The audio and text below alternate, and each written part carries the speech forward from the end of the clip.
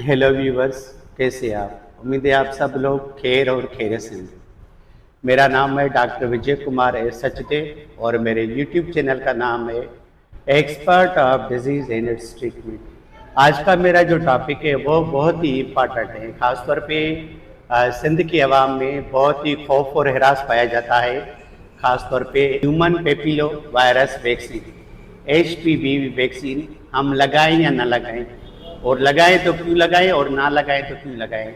तो हमारा आज का जो टॉपिक है वो है HPV से रिलेटेड और उसकी वैक्सीन के मुतालिक कि आया टीका हम लगवाएं या ना लगाएं, यानी कि वैक्सीन हम लगवाएं या ना लगाएं, और उसके फ़ायदे कितने हैं और उसके नुकसानात कितने हैं।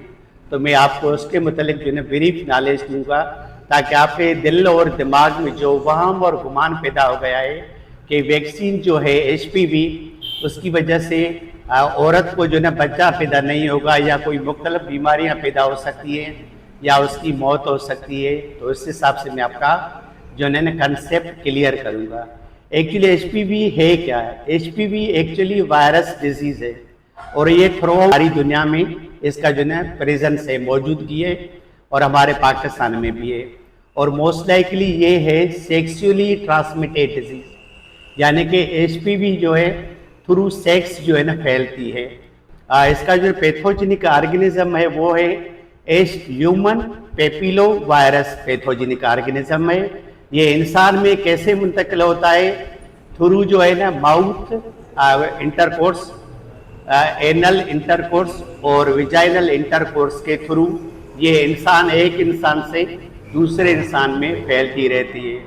और ये कौन से पेशेंट्स में ज़्यादा होती है ये मैं आपको बताऊंगा कि कौन से पेशेंट जो है ना ये ज़्यादा जो है ना ईजिली जो है इनको ये बीमारी हो सकती है। उसमें सबसे ज़्यादा पहले नंबर पे वो होते हैं जो यानी कि अपनी लाइफ पार्टनर, अपनी बीवी या हस्बैंड के अलावा मल्टीपल अपने लाइफ पार्टनर तब्दील करते रहते हैं, चाहे वो बॉयफ्रेंड हो चाहे वो गर्लफ्रेंड हो, यानी कि वो एक औरत या एक मर्द पे महदूद नहीं रहते और जो है ना मल्टीपल जो है ना लाइफ पार्टनर या सेक्सुअल पार्टनर चेंज करते रहते हैं। उसकी वजह से ह्यूमन पेपिलो वायरस डिजीज होती है एक। और दूसरा, जिनका क़ुव्वत मुदाफ़ित निज़ाम कमज़ोर होता है उनमें भी ये डिजीज होती है, जिसको हम कहते हैं immuno compromised patient, just like diabetes mellitus हो गया, एड्स हो गई, ट्यूबरक्लोसिस हो गया, तो उसमें भी ये पेशेंट होती है। और तीसरे वो जो छोटी सी उम्र में, चाहे वो लड़का हो या लड़की हो, अगर उसको सेक्स की आदत पड़ जाए छोटी उम्र में यानी कि टीन एज में, तो उनमें भी जो है HPV डिजीज़ हो सकती है। और चौथे नंबर पे हो सकती है जिनको वैक्सीन नहीं लगी हुई, यानी कि नॉन वैक्सीनेटेड मेल और फीमेल, मर्द या औरत जिसको वैक्सीन नहीं लगी हुई है, उनमें भी ये डिजीज़ हो सकती है। अब हम आते हैं कि आखिर क्या वजह है कि हमने जो है एज जो चूज़ की है वो 9 से 14 साल की है। क्यों? उसकी वजह ये है कि हम प्रिवेंट करना चाहते हैं टीन एज HPV डिजीज़ और ओल्ड एजेस HPV डिजीज़, यानी कि दोनों एजेस में हम इनको कंट्रोल करना चाहते हैं, यंगर एज में भी और ओल्डर एज में। इसी वजह से हमने ये जो है चॉइस की है एज 9 से 14 साल के बच्चों में ये हमने लगाते हैं, ताकि जो है ना इनके जिस्म में डिफेंसिव पावर जो है ना मजबूत हो जाए और HPV के खिलाफ एंटीबॉडीज़ इतनी डेवलप हो जाएं वो उनको जो है ना HPV डिजीज़ फ्यूचर में ना हो। क्योंकि खुदा न खासा कल अगर किसी भी मर्द को या औरत को HPV डिजीज़ हो गई तो इसका इलाज बहुत ही तकरीबन ऐसा समझें कि नामुमकिन है। 1% भी इलाज सही तरीके से नहीं होता। क्यूआर ऐसा का रेट जो है ना बहुत ही कम है, ना के होने के बराबर, मगर सिम्पटोमेटिक ट्रीटमेंट इसकी है, मगर क्यूआर रेट यानी कि जान छुड़ाने वाली जो इलाज है वो नहीं है। और पेशेंट जो है ना बेपनाह परेशानियों से भी सफ़र करता है और बेपनाह खर्चा भी करता है, मगर फिर भी उसको जो है ना रिजल्ट नहीं मिलती और वो दिन ब दिन जो है ना जहनी दबाव की वजह से डिप्रेशन में चला जाता है, फिर भी जो है ना उसको रिजल्ट नहीं मिलती। यानी कि इस डिजीज़ की कोई भी प्रॉपर 100% ट्रीटमेंट वर्ल्ड वाइड नहीं है। सिर्फ आप उसको सिम्पटोमेटिक ट्रीटमेंट दे सकते हैं, मगर उसकी कोई भी ट्रीटमेंट नहीं है। तभी हम कहते हैं कि आप जो है ना अपने बच्चों को या जो है ना औरतों को HPV वैक्सीन ज़रूर लगवाएं, ताकि आप फ्यूचर से इस जो हेडेक है या जो है ना परेशानी है या इतनी जो है ना बेपनाह अखराजात होते हैं उसके बाद भी आपको रिजल्ट नहीं मिलती, उससे आप बच जाएं। अच्छा, इसके जो है ना डायग्नोसिस हम कैसे करेंगे? जो ना HPV वायरस डिजीज है उसमें हमारी जो 2 टेस्ट है। एक टेस्ट का नाम है पेप स्मीयर, ये हम जो सैंपल लेते हैं from cervix area from female, और दूसरा जो होता है वो है जो ना एज टेस्ट। ये 2 टेस्ट होती है जो हम देखते हैं कि इस पेशेंट में आया जो है ना HPV वायरस पॉजिटिव है या नेगेटिव है, और ये दोनों टेस्ट फीमेल में होती है, मेल में नहीं होती। अच्छा, मेल में हम कैसे में पहचाने कि इसको जो ना HPV वायरस है या नहीं है? उसमें ये डिपेंड करता है आपके तजर्बे पे, आपकी क्लिनिकल डायग्नोस्टिक अप्रोच पे, और तीसरे नंबर पे वार्ड्स पे। क्योंकि HPV वायरस 2 चीज़ों को ज़्यादा नुमाया करता है। एक तो जो है ना वार्ड्स जो है ना वो होते हैं पेशेंट में HPV वायरस रिलेटेड डिजीज में, जिसमें वार्ड्स कहाँ पे होते हैं? फीट पे होते हैं, हैंड्स पे होते हैं, और जो है ना जेनाइटल आर्गन्स पे होते हैं, यानी कि यूरोजेनाइटल आर्गन्स जो होते हैं उस पे भी होती है। जेनाइटल जैसे पेनिस हो गया उसमें जो वार्ड्स होते हैं उस पे, और जो है ना फुट पे और हैंड पे वार्ड्स होते हैं, या उसके जरिए हमें जो है ना सस्पेक्टेड अगर केस लगता है तो हम उसकी जो है टेस्ट करवाते हैं। मगर मर्द में एज सच कोई भी टेस्ट नहीं होती, यानी कि मर्द में पेप स्मीयर टेस्ट भी नहीं होती और HPV DNA टेस्ट भी नहीं होती। अब आ जाते हैं हम ट्रीटमेंट की तरफ। जैसे ही आपका डायग्नोसिस कंफर्म हो जाए तो इसके जो है ना 3 जाने की निशानियां हैं या बीमारियां हैं या पेशेंट को तकलीफ होती है, हम उनका बारी बारी इलाज में आपको बताऊंगा। पहले नंबर पे आती है वार्ड्स पेशेंट पे होती है। वो कहाँ पे होती है? हेड पे, फीट पे, और जो है जेनाइटल आर्गन्स पे। उसमें इमिकोमोड क्रीम और पोडोफिलाक्स जो क्रीम होती है वो आप जो है ना वार्ड्स पे लगा सकते हैं। और दूसरे नंबर पे वार्ड्स की जो ट्रीटमेंट है वो है इलेक्ट्रोकार्टरी, सर्जिकल एक्सिशन, और तीसरे नंबर पे लेजर थेरापी, और चौथे नंबर पे है क्रियोथेरापी। यानी कि 4 ट्रीटमेंट है वार्ड्स के लिए। उसके बाद हम आ जाते हैं दूसरे साइन एंड सिम्टम्स में, वो है percutaneous lesion, specially found on the cervix area, और उसमें जो है ना ये परक्यूटेनियस लीजन होता है। उसमें हमने जो है ना पेशेंट को जो है ना 3 किस्म की जो है ना थेरापी हम देते हैं। एक देते हैं loop electro surgical excision procedure, और दूसरा जो है ना इलेक्ट्रोकार्टरी, और तीसरे नंबर पे हम आते हैं कोन बायोप्सी की तरफ। ये होती है परक्यूटेनियस लीजन की ट्रीटमेंट। और जो तीसरा और खतरनाक जो इसका जो नुकसान है HPV वायरस का, वो है कैंसर। कैंसर कहाँ कहाँ पे फैल सकता है मैं वो आपको बता देता हूँ।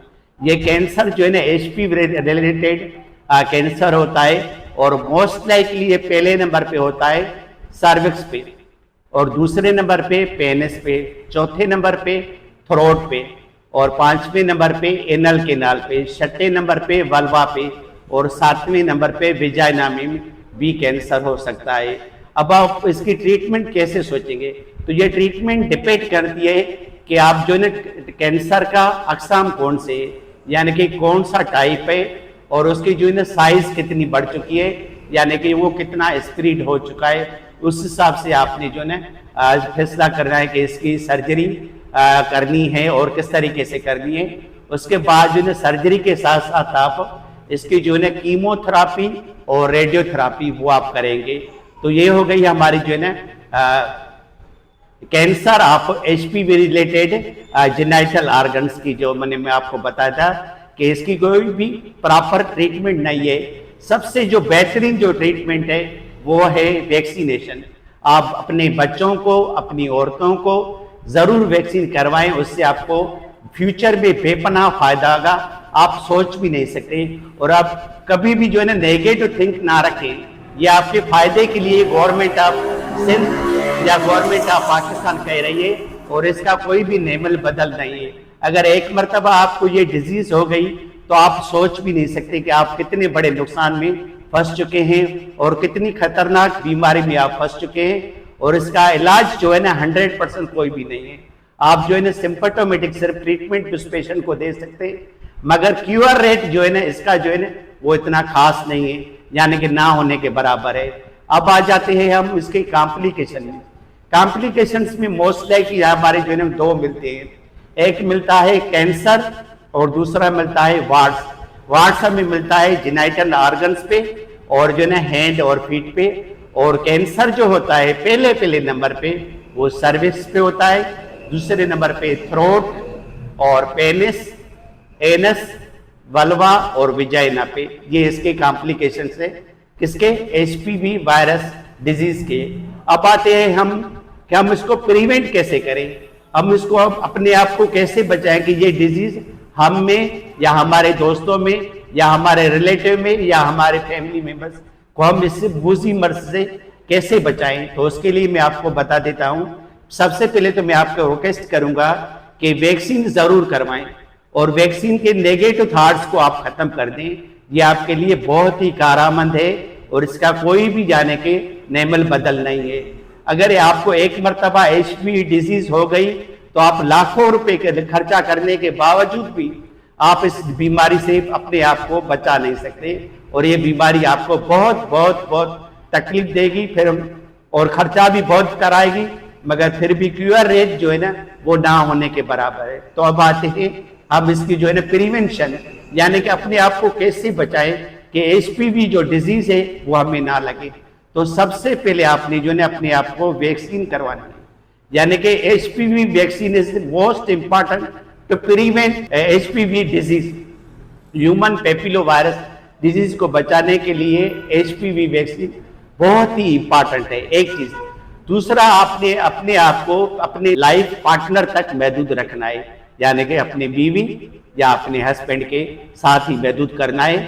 आपने जो है ना मल्टीपल एरियाज पे जो है ना इंटरकोर्स नहीं करना है, चाहे वो मेल हो चाहे वो फीमेल हो, सिर्फ एक ही जगह पे आपको महदूद रखेंगे तो फायदा हो सकता है। और तीसरे नंबर पे अगर आपका लाइफ पार्टनर एचपीवी से डिजीज से सफर कर रहा है तो आप जो है ना कंडोम यूज करते, मगर उसमें भी इतना खास फायदा नहीं होता। और चौथे नंबर पे हमने ये करना है कि रेगुलर स्क्रीनिंग करवानी है, किसकी? वोमन की, यानी कि औरतों की रेगुलर स्क्रीनिंग करवानी है। और स्क्रीनिंग के नाम क्या है या टेस्ट के नाम क्या है वो मैं आपको बता देना। एक है पेप स्मीयर, ये हम लेते हैं सर्विक्स एरिया पे, और दूसरा लेते हैं एचपीवी डीएनए टेस्ट, ये भी हम जो है ना सर्विक्स एरिया से ही हम देखते हैं, यानी कि दो टेस्ट होंगे, एक पेप स्मीयर और दूसरी एचपीवी डीएनए टेस्ट। ये हो गया है मेरा आज का टॉपिक जो है ना एचपीवी डिजीज और उसके काजेस जो मैंने आपको बताए, और उसकी जो है ना ट्रांसमिशन क्या है वो मैंने आपको बताई, और पैथोजेनिक ऑर्गेनिज्म वो मैंने आपको बता दिया। उसके बाद जो है ना मैंने उसकी टेस्ट डायग्नोसिस कैसे बनाए वो भी मैंने आपको बता दिया, ट्रीटमेंट वो भी मैंने आपको बता दी, और कॉम्प्लिकेशंस कौन से होते हैं वो भी मैंने आपको बता दिए, और आप इस बीमारी को अपने आप को कैसे बचा सकते हैं। तो only and only one option है आपके पास कि आप अपने आप को, जो भी पेशेंट है, यानी कि जो लड़की जिसकी एज 9 से 14 साल है या कोई औरत है, वो अपने आप को वैक्सीन जरूर करवाएं। तो फ्यूचर में इसकी जो है ना बीमारी के चांसेस 0 हो जाएंगे, और इसके जिस्म में जो है ना कुव्वत मुदाफत अगेंस्ट एचपीवी वायरस के मौजूद होगी, तो इसको डिजीज नहीं होगी। तो ये होगा मेरा आज का टॉपिक, एचपीवी वायरस और डिजीज, और इसको कैसे हम अपने आप को बचाएं। तो बचाने के लिए वैक्सीन से ज्यादा कोई भी जो है ना हल नहीं है। और तीसरा, आपने जो है ना अपने बीवी और हस्बैंड के अलावा कहीं पे भी इंटरकोर्स नहीं करना है और अपने आप को महदूद रखना है। Thanks for watching my video, God bless you.